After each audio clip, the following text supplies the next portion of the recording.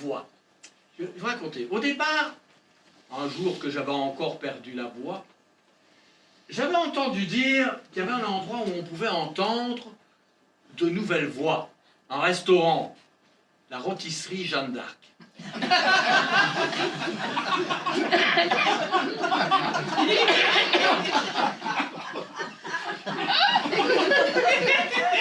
Je m'y suis rendu, et après avoir dégusté le plat du jour, un cochon grillé, oui, c'était une ancienne recette d'évêque que Jeanne avait découverte en surfant sur Free. Après avoir dégusté donc le cochon grillé, j'ai eu très soif. Vous dites que le cochon était trop cuit. À mon avis, c'était une vengeance de Jeanne d'Arc. Comme à l'époque de son procès, Cochon ne l'avait pas trop cru, elle ici, elle l'avait trop cuit. Donc j'ai eu très soif. Et là, elle s'est manifestée. Elle m'a dit, tu as soif? Tu veux monter? Moi, en tant qu'humoriste, j'ai voulu faire un jeu de mots, j'ai dit monter chez Jeanne d'Arc, il vaudrait peut-être mieux descendre. Mais non, idiot!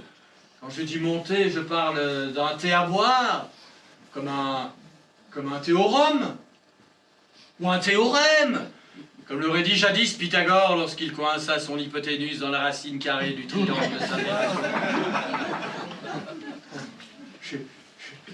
Quand j'ai entendu cette petite voix spirituelle, j'ai eu tout de suite envie de lui faire l'humour. Ben, vous savez quoi, mesdames et messieurs, ça fait 40 ans que nous faisons l'humour ensemble. 40 ans, c'est un bail, hein? On se demande quand même parfois si on ne commence pas à lasser le public. Eh bien, figurez-vous qu'un jour, on a eu un signe. On était comme ça en scène, comme aujourd'hui, en train de faire l'humour devant des voyeurs. Ah si! Enfin, vous, ah si! Nous, on était couchés. On a eu soudain très mal dans le bas du dos. Alors là, bon, on a eu mal au rein, on a fait nos calculs, et finalement, on s'est aperçu que pour le public, on n'avait pas encore trop duré.